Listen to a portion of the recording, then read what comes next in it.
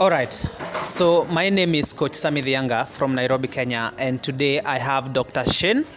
Dr. Shane is from the Royal Lifesaving Commonwealth Society, and his role is a portfolio director. So I'll give him the chance to introduce himself and tell us a little more about himself before I start with the questions. Welcome, Dr. Shane. Thank you, Sammy. Yes, my role with Royal Lifesaving Commonwealth is really around organisational development. So the sort of projects I've been involved with include some development activities in South Africa. We're also running a teacher of swimming and survival swimming and water safety in Malaysia. Being involved in these development projects with WHO, including the survival swimming project in Zanzibar last year. And really, I guess what I'm trying to do is create and provide opportunity for organisations involved in drowning prevention and life saving. All right, thank you, Dr. Shen, for that. That's quite a very rich background. Right now we are in Pune, India. So would you mind telling us why we are here, and are you excited to be here?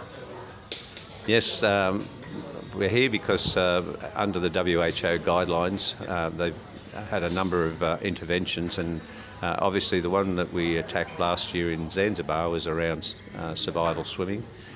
This year, and in this particular case, we've come back here again to look at bystander rescue and resuscitation, which have got a whole range of implications across the globe, and obviously the idea of having people that are capable and able to help when there's a drowning situation is so critical.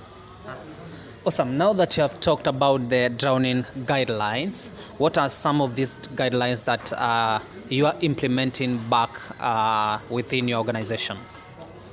Well, the motivation again in Zanzibar around the survival swimming is that I'm involved in now leading an adjustment, or a rejuvenation of the Royal Lifesaving Society Commonwealth Survival Swimming Program.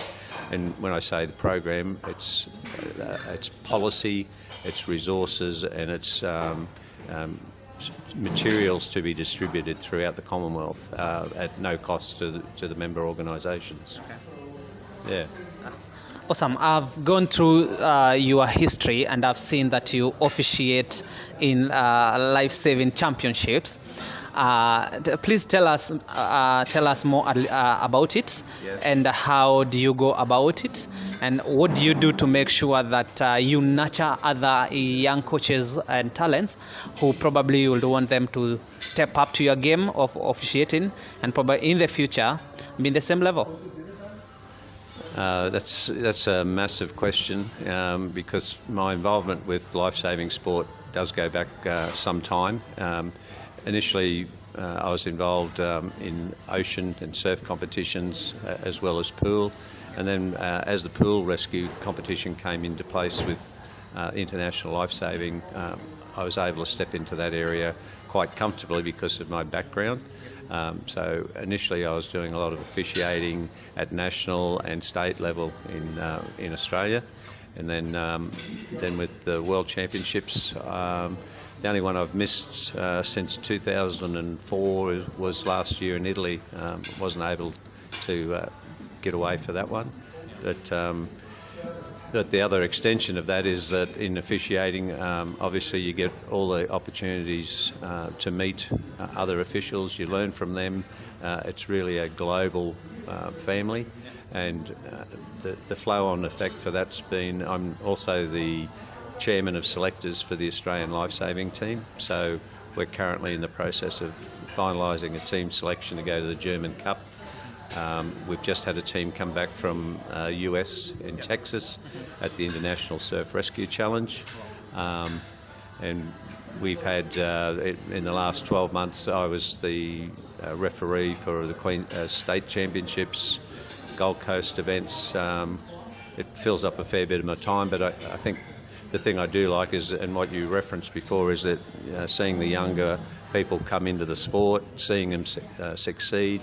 It's great to be close to the action when they're bit broken by the result. It's good to be able to give them a pat on the back and say, you'll get it next time. And then you see some of these people come through and now they're world record holders. It's pretty good. Awesome. Quite a rich history of yourself, and I'm sure you feel proud of the work you have been doing in life-saving sports and drowning prevention in general, yeah? So right now we are discussing about the guidelines and drowning prevention mitigation strategies. Would you recommend strongly that the low and middle income communities adopt such guidelines in their own organizations? Yes, I think it's for a lot of organisations, particularly when they're small and starting out, they're looking for resources, they're looking for help. I've worked in the Philippines, I've worked in, as I mentioned before, Malaysia and South Africa. I've worked in Bangladesh, and you know, the one catch cry is quite common is the need for resources, and ideally what our role is if we can provide the foundation and allow them to develop, the best thing that can happen is that they don't need that support anymore.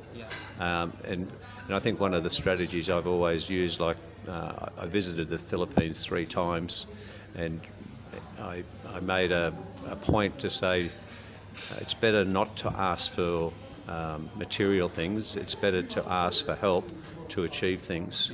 And what I like to think I do is partner with organisations, and I think the workshop and the resources that will come, same with the survival swimming, just gives people that foundation to do what they need to do. All right. Thank you, Shane. I'm telling you, I've done my grounded check, and I have a bit of history about yourself, and I've also seen that you have written quite a nice book, Why People Drown. So maybe you can tell me more about that book and why you decided to write it. And I've also come to know that you're a publisher, so you could also mention that. Yeah, well, I guess the other thing I haven't mentioned is I have very strong international connections. So, for example, my role with Commonwealth obviously is across the Commonwealth nations. And while we don't have a branch in every Commonwealth organisation, we do have quite a few. I'm also on the board of the Lifesaving Foundation in Ireland. I'm the honorary member of the Greek Lifesaving Sports Association, honorary member of the Philippine Lifesaving Society. I'm on the research panel for Surf Lifesaving Queensland. I'm the education and training advisor for Royal Lifesaving Australia. So, what was the question? How did I get to do the book? So the book was initiated through one of the board members of the Lifesaving Foundation. It was his idea. He approached me because of my publishing background, and in terms of what he wanted to do, he wanted it to be an international publication. And if you look at the authors that we have in there, they come from all over the world. And so that way we try and keep the topics, and we capture all that expertise and highlight the fact that, you know, drowning is a global issue. It's not really refined to any particular country. Yes, there's different drowning rates, but overall, no one has been able to prevent drowning. So if that book helps, and it's a free book, and it's an e-book, so that was the motivation for me to get involved. All right. Is it something people can download online and get to read, or do you have a link that probably we could share with people? Yeah, well, the easiest link is actually to look up the Lifesaving Foundation Ireland website, and it's actually on there, and it's downloadable straight off that site. Looking back at your very rich history in life-saving, what is your last word for motivation for guys who want to step up in life-saving? I guess my message is there's so many roles, there's so many opportunities in terms of how you can contribute to drowning prevention. And I think when we first come into the organisations and the structures, you sometimes get caught up in all sorts of day-to-day activities and all those sorts of things. But I think what's been part of my motivation and continues to be part of my motivation is if I see a need that I think's not being met, I try and find a strategy or a solution and lead it. And if in the end I'm not involved long term, that doesn't worry me, because the best reward you can have is when they say, "Oh, we've got it all. We're good from here." Brilliant, brilliant, brilliant. I'm so humbled to have you in this interview today, and definitely thank you so much for taking time and sharing your experience with us. Definitely, we'll look up to such experiences in the future. Thank you so much, Shane. You're welcome. You're welcome. Thank you. Thanks for the opportunity, and good luck with your work. Thank you, Shane. Right, good.